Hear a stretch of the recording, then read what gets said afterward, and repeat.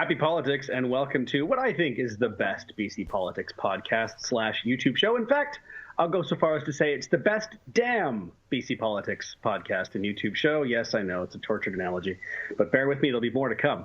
My name is Maclean K. I'm the editor-in-chief of the Orca, and I'm joined by a disgusted Jordan Bateman, VP Communications, Independent Contractors and Business Association, and Maclean, funny you should say we're the best. Because I was watching Capital Direct last week, or whatever that Rob Shaw show is called. And I noticed that he claimed that he had the best BC Poly podcast, and maybe your mic was muted or something? There did not seem to be much of an argument put up there, Maclean. Well, you know, there's a common thread that runs through those two shows, and I'm not saying that's the reason, but it's definitely the reason. All right. Capital Direct. .ca. Whatever it's called. We have a couple of years on Capital Direct. Now you've got me doing it. I'm going to do it during the show this week, and they're all going to laugh at me. Obviously, let's dive into the big news of last week. There is nothing bigger. Site C, the decision came again. The NDP is moving forward with it again. There was some talk that they might have chosen to pull the plug, but which is an unfortunate metaphor for a dam. But no, we're going to keep going, and the cost has been updated to, I think, is it $16 billion, and a year added to the schedule. Again, the pandemic. As somebody with a hand in the construction industry, obviously you took a very direct interest in this file. Yeah, I mean, there's 5,000 construction workers at Site C on normal days. I'm not sure if they're fully crewed up in this COVID restriction, but generally 5,000 or so construction workers there working. I have many thoughts, many thoughts on this whole project. First of all, it's always good to talk about Site C because there is a very small group of very animated commenters. Generally, they hate my guts, and they will be clicking like mad on all of these different things and sending it around. So that is always entertaining. So welcome to you, faithful viewers. So a few different things. I thought Les Lane had probably the best piece on the Site C decision, which very clearly, and Rob Shaw's was great too, where very clearly, John Horgan got up at that press conference and he wanted to deliver one message. This was Christy Clark's fault. And the funny thing is he would say things like, we're not here to look backwards. We're not here to finger point. We're not here to cast blame. But man, Christy Clark started this and now I just inherited it, and all this pointing backwards. There's a few spin-offs. I want to talk about Andrew Weaver. I want to talk about a number of different things here. But on this, let's be 100% clear. This is John Horgan's project. John Horgan has overseen the massive budget increases. John Horgan paused the project to review it when he was first elected as part of the CASA deal that gave him the premiership with the Greens. He paused it, and guess what? That set them back on delay. That wasn't a Christy Clark decision. That was a John Horgan decision, in order to get into the Premier's office. John Horgan is the one who had appointed a minister who has overseen this file for 3.5 years now. A minister, by the way, the previous minister, who I believe only went to Fort St. John once, may have only seen the dam once. It's a multi-billion-dollar project, the biggest public infrastructure project in British Columbia history, even before the cost overrun. And the minister responsible went once, maybe twice, to see it. Not good enough. Very clearly, they did not have proper oversight of this. The mechanisms they put in place were ignored. And, it's amazing to me that, BC Hydro is a Crown corporation. They report to the Minister of Energy and to the Premier.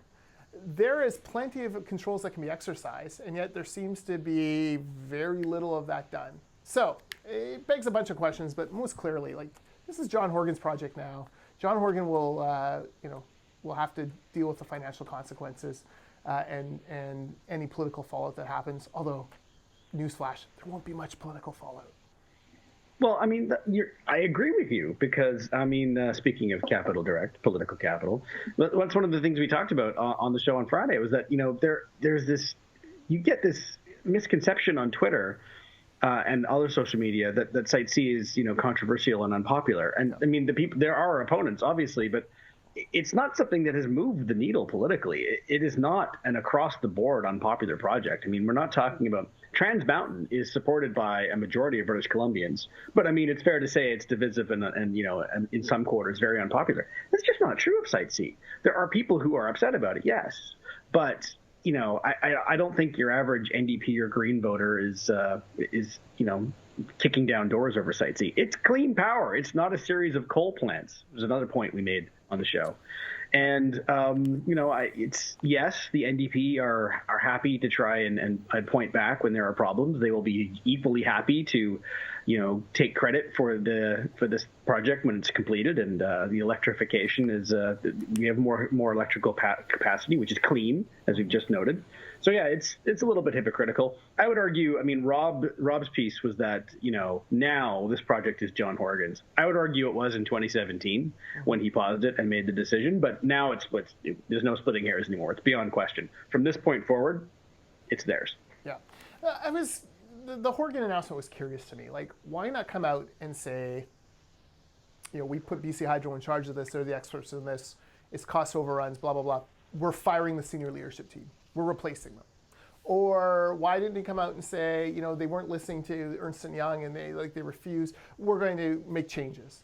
There was very little of that. What about the project engineers? Horgan's the premier of British Columbia. You and I host a podcast. We're not geotechnical experts. You rely on the experts. Some would say you follow the science, Maclean, yes, in order to understand what the risks are. So where are the engineers in all this? Was it an external engineering team? Was it BC Hydro's engineers? Who is being held responsible internally for these things kind of cropping up? So none of that was brought out. And I'm not saying have a fall guy and throw them under the bus, but at the same time, have a fall guy and throw them under the bus. Give people some sort of indication, we don't like this, we don't understand it. Look, dams like this, when built by public monopolies, have a bad track record in Canada. We have Muskrat Falls in Newfoundland, which I think is 2 or 3 times budget. There's the one in Manitoba. There's this one here. So clearly there's a flaw in the Crown Corporation system when it comes to building these big mega projects that needs to be corrected. But Horgan didn't seem to offer any of that correction. What was very cynical was what Vaughn Palmer revealed today in the Vancouver Sun and Province Online, apparently. He writes for both now. He revealed that they had some sort of emergency meeting September 18th where they talked about the big problems with the finances, the geotechnical. Ernst & Young did a review of the dam project. They were prevented by someone from presenting a certain very controversial slide, I guess. That was on the Friday. On Monday, John Horgan dropped the writ. Very interesting timing. Dropped the writ and made sure that no one ever heard about the Site C dam problems during that election campaign. Cynical, very non-transparent. All those things that you hate from politicians and from governments that they do, he did them all on this. And knowing Vaughn, this is the first of many pieces on this. You'll be pulling this thread for a while. Yes. And I, for one, am here to watch the unraveling. Yeah, I mean, the best interpretation you can have of that is it's an awfully big coincidence. And 9 times out of 10, when there's an awfully big coincidence in politics, it's not an awfully big coincidence at all. So you're right. This will be a file to watch going forward. It's not going anywhere. Yeah, let me talk about Windmill Weaver. So Andrew Weaver came back, former Green Party leader, now beloved NDP icon, Andrew Weaver. He popped up on Twitter out of the blue and decided he was going to weigh in on Site C. And, John Horgan made the tough but responsible decision to finish this dam. Okay, I don't disagree with that. The problem with Andrew Weaver is if we could just harness his shifting positions, his windmill-like positions on this file, we could actually power British Columbia for years to come. Because he has spun around like a top on this, and he should be kind of embarrassed. He was there with Gordon Campbell back in the day at the site of Site C, by the way, not down the street, not across, not in Victoria, at Site C, saying we support this project, clean energy, it has to be done. Then Christy Clark gets elected, and all of a sudden he's opposed to it. Then Christy Clark gets de-elected, and he's somehow in favor of it again. I'm starting to think that maybe it's not about Site C for Andrew, but maybe it was about Christy Clark. Further, if he had wanted to kill the project, as he claimed he did, he could have negotiated that into the deal with the NDP. You made the man premier. You didn't get enough out of them to move your files along. You got hung up on prop rep, which was a dumb idea from the beginning, and you didn't do you could have stopped Site C. This was a government, this was an NDP party whose Energy Minister, Michelle Mungal, had paddled the peace the summer before protesting Site C, where John Horgan's holding a big banner, so no to Site C, where he bought the little stake, the First Nations to help fund, I think it's West Moberly, their legal fight against it. John Horgan says no to Site, they wanted to kill it. They were kind of on the fence about it just because of the money. You probably could have pushed them over by saying, look, you want to be premier, that's the price of admission to that office. I bet you John Horgan would have done it. It would have been a $4 billion taxpayer error, but he would have done it to be premier. So you had the chance to kill it, Dr. Weaver, and you didn't. And now, years later, you're coming back around, well, now it's a fine project and we must complete it. Well, I don't need any more of Windmill Weaver on this particular file.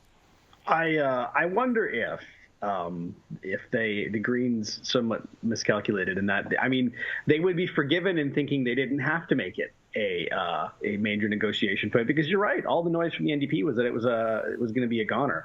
I want to be careful. I think it was Lana Popham during the 2017 election, and I apologize if I'm wrong. It was one of the NDP MLAs who said something to the effect of, will you cancel Site C? And the answer was, well, we're going to refer it to the BCUC, which is an absolute wink, yeah, it's absolutely not going to happen. I remember it being Lana, but if it was someone else, it doesn't matter. The point is that these stories were out there, and it was well known that the NDP were vehemently opposed to Site C, and of course it was going to get stopped. And so if Weaver and his negotiators thought, well, we don't have to focus on this because that's a done deal. No, but Maclean, that is amateurish. Yes. That is. I'm not suggesting it was foolish. Well thought out. It is naive. Trust but verify, right? Get True. it down in writing. Not that Horgan's word means anything. I mean, he shredded that agreement to recall the election anyways. But, trust but verify. That just goes to show you how unready for prime time the Green Party is. If they're just wow, he'll get to the reasonable conclusion. No, if you want them to get to your conclusion in politics, you got to take them to your conclusion. You can't just expect it all to magically fall into place. So, Weaver and the Greens were wrong on that. They were wrong on LNG. LNG absolutely should be built, and it's one of the few things keeping our economy in the positive side of the ledger right now. So, I don't think much of green policy. Here's the other thing. A lot of these folks claim, you could take this all this money and put it into private power and create. Well, first of all, where are you going to create these wind farms? Yeah. Or tidal or run-of-river? If you recall, these same people fought Gordon Campbell and BC Hydro tooth and nail over independent power producing projects back 15 years ago. It's true. We're completely offside on that. And now you're saying, where are you going to put these things? Come on, it will never happen. So just admit you don't want any energy. Just admit it. You basically want to return us all to the dark ages. It's fine.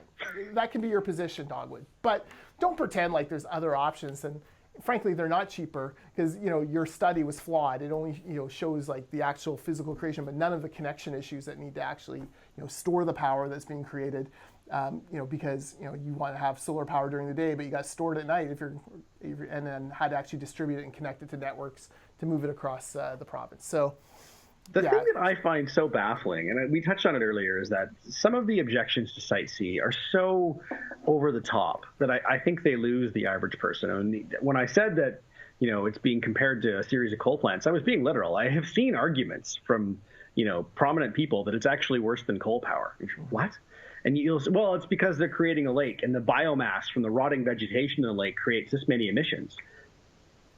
I'm sorry. If you're going to the average person on the street and saying, well, lakes are actually part of the problem with global warming, I think the average person is just going to say, well, then let's just give up. Yeah. Because if that's the problem, then why are we even trying? Why am I, paying through the roof to fill my car to go to work every day when lakes are being cited as a reason not to do something? It's insane. And yes, there are emissions that come from rotting biomass in lakes, just that there's an emission every time, you have something too spicy for dinner. These things happen. But to compare it to coal is just, it's ridiculous. Well, frankly, the lake is part of the selling feature. Ask any Lower Mainlander, some of their favorite lakes where they go to swim, they'll tell you, Hayward Lake, created by a dam. There's all sorts, Bunsen Lake, there's all sorts of BC Hydro managed lakes in British Columbia. They're generally have the cleanest beaches, the nicest changing room facilities, the safest places for families. They become wonderful recreational features. So yeah, okay, I'm not sure the lake argument is the one that you want to go with, but have at it. Have at it. I like Tom Fletcher's view of this. These opponents are all funded by American interests, or they're environmental donors, eco-activist donors, and many of them have never even been to the area, and they'll make up whatever they want to make up in order to fight it because it's a little bit of a cash cow for them. Fletcher's a lot more cynical than young pups like you and I, Maclean, but it's kind of hard to argue with him on this file. I mean, I came from Alberta, where at one point when I worked there, I worked for the local power utility, ATCO. And I did some tours of where we generated power in Alberta, which is coal plants. Yeah. And, it's a little bewildering to come here and people are, wringing their hands about hydroelectric. I mean, this is a dream if you're in Alberta and Saskatchewan. I mean, the trick there is, what do you replace coal with? Here it's, yes, it's a dam. And this is not to dismiss the geotechnical concerns and all that stuff. But, I mean, we're still talking about basically emissions-free power. Yeah. And part of the problem, when we've been calculating provincial greenhouse gas reductions, is that BC was so much further along because we had hydroelectric. We still were being asked to cut 10% by whatever. Mm-hmm. And other provinces were like, oh, great, we'll just switch off coal and boom, done. We made it, right? We were actually being punished for being, forward thinking and 70 years ahead of the curve. It's like asking somebody, if you drive an SUV and I drive a Prius, and I do drive a Prius, and you tell us we both have to cut our emissions by 50%. That's going to be a lot easier for you if you just, get an electric or a hybrid. For me, it's like, well, what do I do? Do I just drive? It's a bigger lifestyle adjustment. It's not a perfect analogy, but it's, it's kind of where the provinces were. Yeah, 2-car family. I drive both, a Prius and an SUV. Oh, there you go. I went into that. I stumbled into that blind, having no idea what cars were in the Bateman family garage. That's right. You've hit the nail on the head there, so it's fine. Speaking of stumbling into things blind, the big issue of 2021 that is not going anywhere, and it's going to ramp up as this month goes on because the NDP's pandemic small business relief program there's $300 million set aside. They have spent, I want to say, $31 million of that. That may not be up to date as of today, but it's close. Is it? Okay, so in the House yesterday, Minister Kahlon claimed that they have spent $45 million. That's what it is. I beg your pardon. Yeah. 45. So, but not the Liberals claim that it's cost $31 million to administer. Yes, sorry. And those are the numbers that I had switched in my head. I am smarter than I'm making myself sound today, I swear. The point is, 31, 45, it's not close to 300, and the deadline is, it's the end of the month. Today is March 2nd. You have till the end of the month to apply, and I mean, there's just no way. You're not going to spend $250 million plus in 28 days. It's almost impossible. What's going on there, Jordan? Well, gross incompetence is what's going on there. Look, 29 next days. Segment. Yeah, next segment. On the 31st of March at 11:59 p.m., all government spending must flip over to the next budget year. What that means is, by law, any money unspent goes to paying down the debt. Now, not a bad thing. I'm all for paying down debt. That's fine. The problem is, you had this $300 million fund that was delayed by the election call, despite the NDP's protestations otherwise, that had very narrow turnstile in order to access the funds, so narrow that you could basically count on 2 hands the number of people who were applying. Not quite, but very few businesses actually got to it. Then they get a new minister.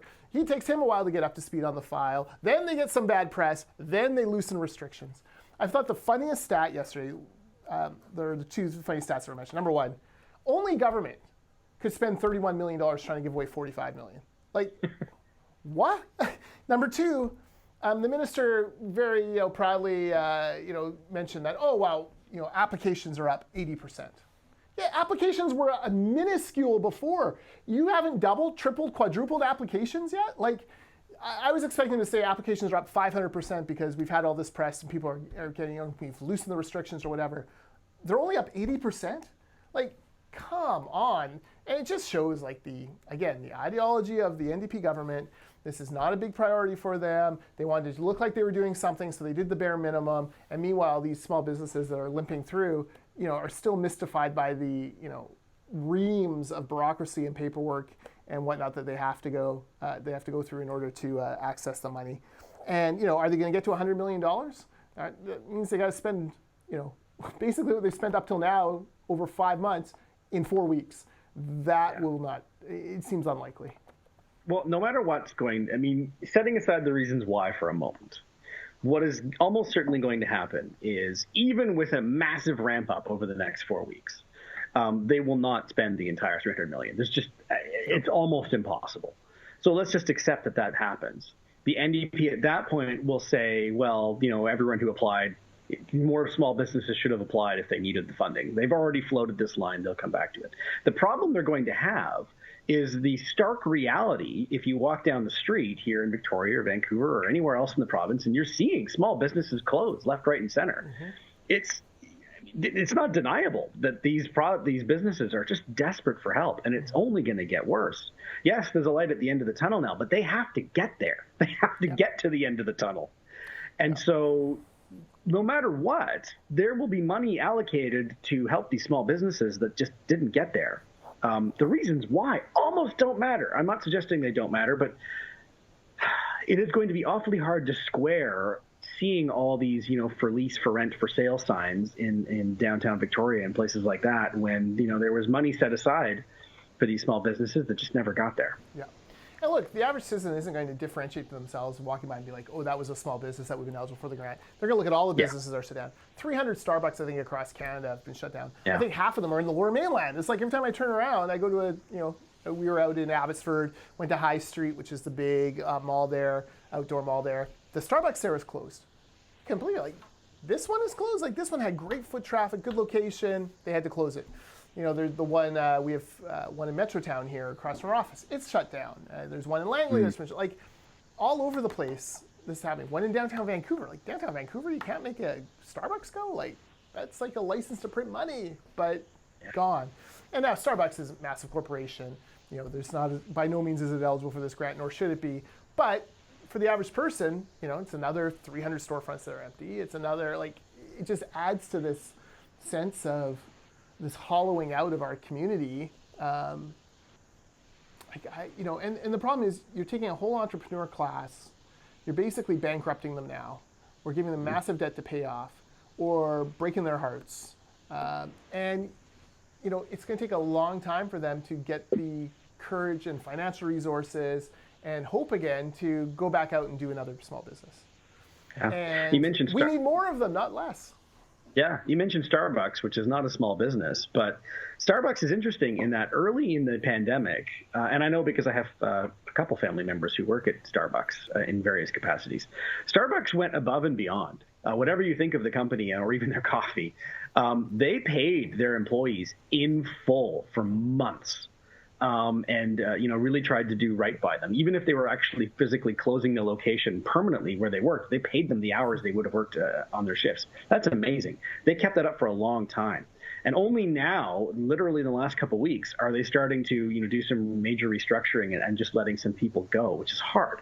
Now, if Starbucks could only make it until now, how are you expecting the mom and pop coffee shop that you say you much prefer and perhaps do, if Starbucks couldn't make it past, this March, how in God's name are you expecting local shops to do better? It's just, I hope that they do. And in some cases will, but man, the last year has been brutal. Yeah, no, it's been brutal. The NDP should be kind of hanging their heads over how they've handled this program. They won't though. They'll be off to the next thing and we'll never hear about it again. Before I forget, Maclean, can I ask you about a topic near and dear to Victoria that I just need an update on? Yes. Adam Sterling v. Ben Isit. Where are we at? Oh, man. I haven't heard anything for a few days. I don't think much is... the councillor sent his letter to the CRTC, basically accusing... he never names Adam Sterling. He names CFAX and The Morning Show, which is Adam Sterling, of bullying because he sent it on Pink Shirt Day. Matters kind of rested since then, and in terms of I haven't heard anything from Ben Isett, and from the snippets I've heard from Adam Sterling and that on Twitter is that it's he's going to keep doing what he's doing, and I got exasperated last night. I was tweeting a little bit about I'm so sick and tired of being asked to pretend like these violent incidents aren't happening in the parks here. I mean, it's legitimately frightening. And it's one thing to, wring your hands about the causes and trying to find better solutions. And I think that's totally fair and legitimate. And, discussion there hopefully leads to better solutions. But being asked to ignore and pretend violent assaults, threats, women and kids being chased by people with spiked bats in our parks. The problem with ignoring and pretending is it's ignoring and pretending. Mm-hmm. And, people are literally being asked, being told, well, you bringing up that this happened is only contributing to the stigmatization of the most vulnerable. It's still a woman and her young kid being chased with a spiked bat. And, the list of these incidents is piling up. And, there's a sense in Victoria that people are kind of reaching a breaking point and that there's a real sort of no more. Something has to change. And the camping situation in the parks, whether you think it's a cause or not, there does seem to be a pretty strong correlation. And that is, I think, you asked about Ben Isett and Adam Sterling. They are kind of the two avatars of the two camps there, whereas Ben Isett is solely focused, I shouldn't say solely focused, has been squarely focused on supporting the encampments and was even back in the provincial courthouse encampment days 4 or 5 years ago now. And Adam Sterling has been calling attention to, some of the violence that's happened, stabbings, shootings. I'm not exaggerating. Mm-hmm. And so, the fact that the two of them have been squaring off is not a surprise. And for those of us who are just kind of watching and hoping things get better in the city, I don't really care about the sideshow. I just want better policy and things to improve. Yeah, it's like Batman and the Joker. One on the side of anarchy, one on the side of justice. Here's the telling thing for me. So, I know many folks who live in Victoria, yourself and your lovely wife included. I follow you all on Instagram. I cannot remember the last time I saw a photo of a Victoria park on a family's Instagram. Beautiful pictures of your family on the beach, but no pictures at Beacon Hill Park or there are none. And it's kind of shocking, right? Like, it's Victoria. It's a city of parks. There's beautiful walks right near the downtown, and you never see any of those photos anymore. We used to go regularly, and every time I float the idea of, well, maybe we could check out Beacon Hill Park, and then we end up driving past it on the way home from somewhere else, and my wife's reaction is just no. Mm-hmm. And every time there's a new story in the news about someone getting chased or some incident, or there's a tent fire, and thankfully no one was hurt. A couple nights ago, another tent fire, I should say, and it's just no. Yeah. We're not. It's no point. Our son is 6. It's why would we knowingly take him there where things have been happening, undisputedly, incidents have been happening, violence and threats, when we could jump in the car, which is a Prius, and drive 20 minutes or longer and go somewhere safe. And I know there are those in the city who will think I'm being selfish and classist and all these ists. I'm talking about keeping my kids safe. Mm-hmm. I'm not going to apologize for that. No, nor should you. So, welcome to Saanich. Welcome to Sydney by the Sea. Sydney by the Sea is a lovely place to spend an afternoon. I've whiled away many an hour in Galleon Books, perusing their BC section, and they're so nice. I come twice a year, and the gentleman now actually keeps Fraser River or Fort Langley history aside for me, and so I have no real choice. I have to buy them. But, I appreciate Galleon Books. So there you go. A little shout out. Galleon Books, the Haunted Bookshop, and there's a couple others in Sydney. I love Sydney. Yeah, exactly. And the other article, and I'm sorry I didn't send this to you in the rundown, but so Dr. Bonnie, God bless her, wants to spend, 49 days in between first and second doses? It's a long period of time. 4 months or 4 months between. It's a significant departure. Yeah, it's 4 months. And it's not recommended by the vaccine manufacturers, and it's not recommended by the National Science Advisor. Yes.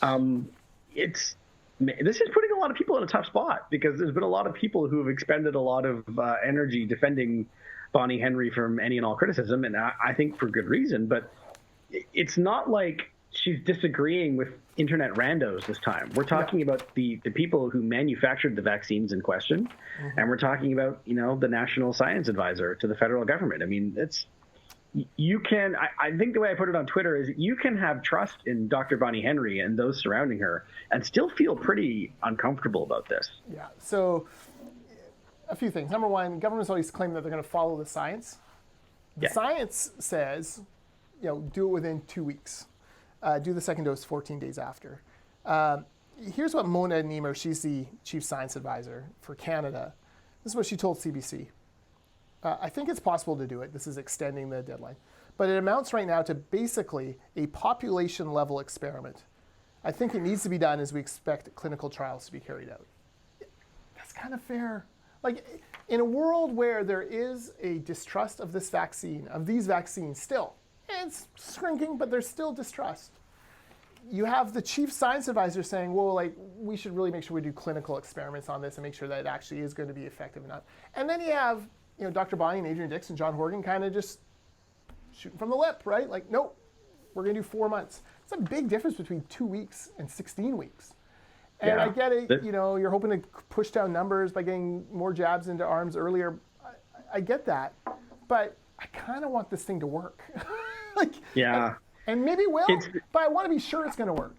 Oh, I hope it works. I hope they're right. I hope Dr. Bonnie Henry is right. I hope with all my heart that she's right. But you're right. I mean, you're talking about we're not like it's a slight stretch of the deadline. This is not like looking in the fridge and seeing your orange juice expired yesterday and thinking, well, we'll roll the dice. This is your orange juice expired last year. Yeah. And it's a much bigger roll of the dice at that point. Yeah. Yeah. So I don't like that. I don't like that at all. And kind of a sidebar to that. I was reading Business in Vancouver, and they were doing a report on how Coastal GasLink is a little bit behind because PHO had ordered them to crew down for a period of time. But the interesting thing was kind of a throwaway line there. LNG Canada is now doing rapid tests for workers. Mm-hmm. So we're rapid testing LNG Canada workers, and God bless them, we should. But we're not rapid testing long-term care workers. We're not rapid testing hospital workers. We're not rapid testing emergency responders. We're not rapid testing teachers. And yet we are for work camp. Or for LNG Canada. Like, the science indicates, like, when you rapid test, you have a better understanding of what's going on and you can control things quicker. She's refused that. You know, now she's extending this. Like, we're freelancing. It's like a swashbuckling defenseman who, you know, okay, they're rushing the puck up the ice and Paul Coffey may score a goal, but at the same time, Paul might get caught up ice and, you know, who's Charlie Huddy in the back end who's going to protect us from that? Like, I don't know. That's some obscure 80s hockey references for you. We need Dr. Randy Gregg and Kevin Lowe. I'm going through the whole defense. Rayo Rutsalainen. Randy Gregg actually is a doctor. I know, so Dr. Randy Gregg. And Rayo Rutsalainen. And I don't know who the sixth defenseman would be. But, you know, no, look. Sorry, Oilers, 80s Oilers are a sore spot for me still all these years later. But, like, let's follow the science. Like, I'm really uncomfortable with this. And we're gambling a lot on something that has not been well tested. And I don't particularly want BC to be the guinea pig. No, and yeah, it's, what can you say other than I hope they're right, and you know everyone else is wrong. It'll get, the idea seems to be we'll get more people partial immunity sooner rather than fewer people full immunity. I don't know. I don't know what to say other than I hope they're right, because we all need a light at the end of the tunnel at this point. Oh God, yes we do. Do we want to talk a little bit about the case this week and politics of keeping churches closed? Yeah, just to say, I think Dr. Bonnie may have come to her senses a little bit given the trouncing that the court gave last week on rights to gather for worship.